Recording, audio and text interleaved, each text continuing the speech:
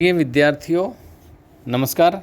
मैं doctor B R. Shastri, सह आचार्य संस्कृत, बाबू शोभाराम राजकीय कला महाविद्यालय अलवर, आज आपको एम.ए. पूर्वार्ध संस्कृत विषय के प्रथम प्रश्न पत्र वैदिक साहित्य और तुलनात्मक भाषा विज्ञान के अंतर्गत वैदिक साहित्य का आदि ग्रंथ ऋग्वेद के रचना काल के विषय में समझाऊंगा।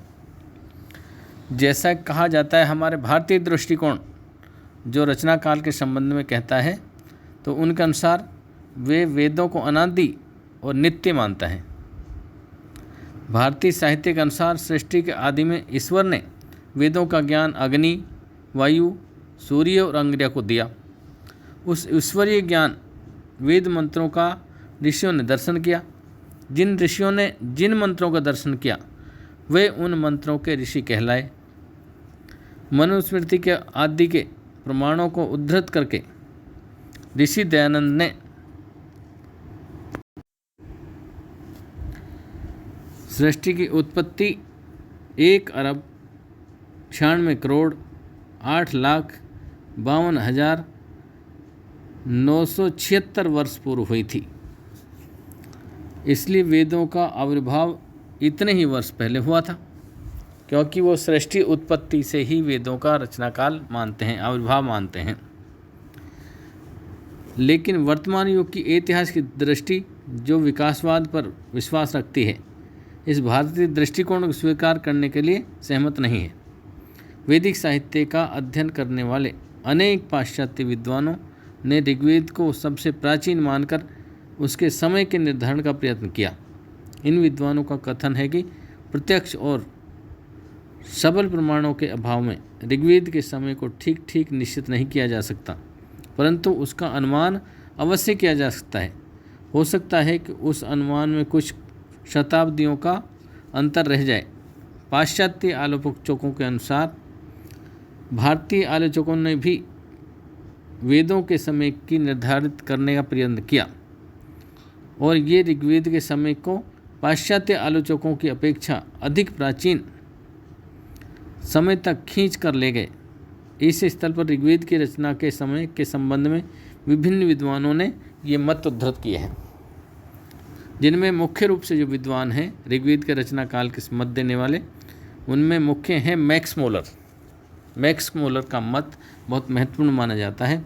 इंग्लैंड की sacred books of the east नामक ग्रंथमाला के अंतर्गत मैक्स मूलर द्वारा संपादित ऋग्वेद शाकल शाखा का प्रकाशन हुआ था। ये ग्रंथ 1856 ईस्वी के लगभग प्रकाशित हुआ। इसकी भूमिका में मैक्स मूलर ने ऋग्वेद के समय को निर्धारित करने का प्रयत्न किया। उन्होंने ऋग्वेद की रचना को 1200 ईस्वी पूर्व का सिद्ध किया है। मैक्स मूलर ने ऋग्वेद का रचना काल माना है 1200 ईस्वी पूर्व। अपने मत को सिद्ध करने के लिए मैक्स मूलर ने कहा कि गौतम बुद्ध के समय तक वैदिक साहित्य की रचना पूरी हो चुकी थी। वैदिक साहित्य को उन्होंने 4 भागों में बांटा मैक्स मूलर ने, जिनमें छंद, मंत्र, ब्राह्मण और सूत्रों में विभाजित किया वैदिक साहित्य को। उनके अनुसार प्रत्येक भाग के विकास का एक विशेष काल रहा। सबसे पहले छंदों, उसके बाद मंत्रों, तदनंतर ब्राह्मणों तथा उसके पश्चात सूत्रों की रचना हुई। मैक्स मूलर के अनुसार प्रत्येक विभाग के विकास और उसकी पूर्णता के लिए 200 वर्षों का समय पर्याप्त है। गौतम बुद्ध का समय 500 ईस्वी पूर्व है, अतः सूत्रों की रचना 600 ईस्वी पूर्व में हो चुकी होगी। सूत्रों से 200 वर्ष पहले अर्थात 800 ईस्वी पूर्व का समय ब्राह्मणों का है। इस समय तक ब्राह्मणों, आरण्यकों, उपनिषदों की रचना हो जानी चाहिए। उससे पहले 200 वर्षों का समय मंत्रों का है।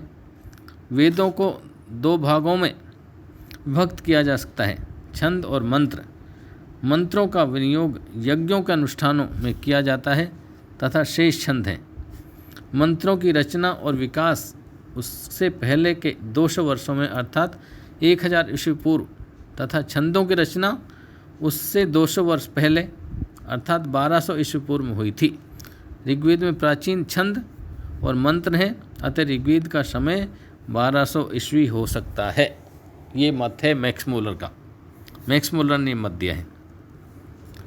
इस गणना काल के संबंध में मैक्स मूलर स्वयं पूरी तौर पर संतुष्ट नहीं थे।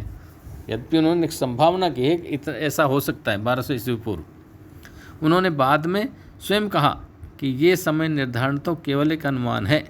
वेदों के समय को ठीक ठीक निर्धारित करना असंभव सा है। हो सकता है कि वेदों का अस्तित्व इससे पहले भी रहा हो। तो उन्होंने अपने मत को स्वयं ही पूरी तरह सत्य नहीं माना। उन्होंने कहा कि ऐसा हो सकता है और हो सकता है कि वेद इससे भी पहले लिखे गए हों, पर मैक्स मूलर अपना मत दिया है। विल्सन, कीथ, कोलबुक आदि विद्वानों ने ऋग्वेद की रचना के समय के संबंध में मैक्स मूलर का समर्थन किया। इन विद्वानों ने ऋग्वेद के समय का निर्धारण करने में अनेक विद्वानों ने मैक्स मूलर की पद्धति को ही स्वीकार किया, परंतु प्रत्येक स्तर के विकास के लिए 200 वर्ष के समय को अपर्याप्त माना। ओल्डनबर्ग के अनुसार ऋग्वेद की रचना का समय 2500 ईस्वी पूर्व का होना चाहिए। ओल्डनबर्ग विद्वान कहते हैं कि लगभग 2500 ईस्वी पूर्व पहले ऋग्वेद की रचना हुई होगी।